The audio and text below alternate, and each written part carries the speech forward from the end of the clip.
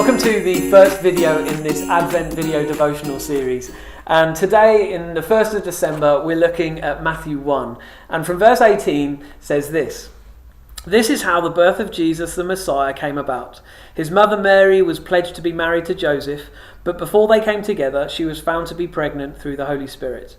Because Joseph, her husband, was faithful to the law and yet did not want to expose her to public disgrace, he had in mind to divorce her quietly. But after he had considered this, an angel of the Lord appeared to him in a dream and said, 'Joseph, son of David, do not be afraid to take Mary home as your wife, because what is conceived in her is from the Holy Spirit. She will give birth to a son, and you are to give him the name Jesus, because he will save his people from their sins.' All this took place to fulfill what the Lord had said through the prophet. 'The virgin will conceive and give birth to a son, and they will call him Emmanuel,' which means God with us." So, Simon, 5 packed verses there.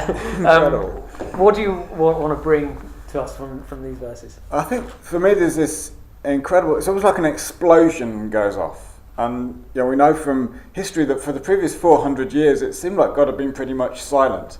And there'd been no significant prophets, no sense of God really moving in any way amongst the nation of Israel. And then all of a sudden, it's like just not one explosion, but multiple explosions. So you've got, you've got the angel appearing in a dream. You've got the Holy Spirit coming to Mary and her conceiving. You've got the fulfillment of this prophetic word that had been given hundreds of years earlier by the prophet Isaiah. You've got this miracle of the virgin birth, and God just breaking in a whole way that nobody was really expecting. And all of that, the most significant event in the whole of human history.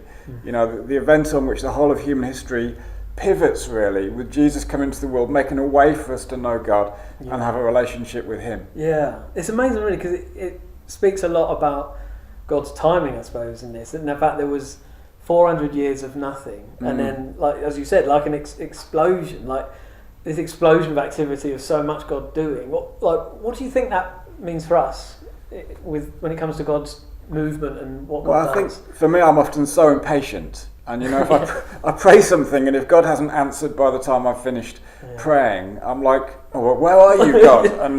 And that sense actually that God works in the waiting.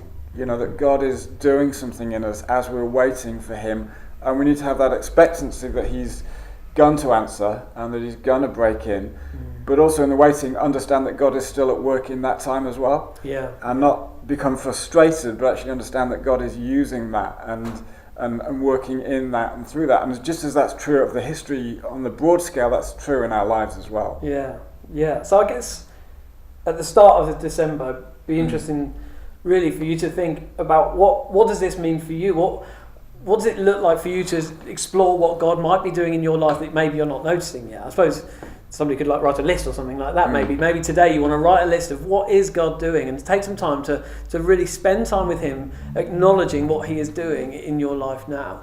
Sometimes it can be hard to see, but see what God might say to you today.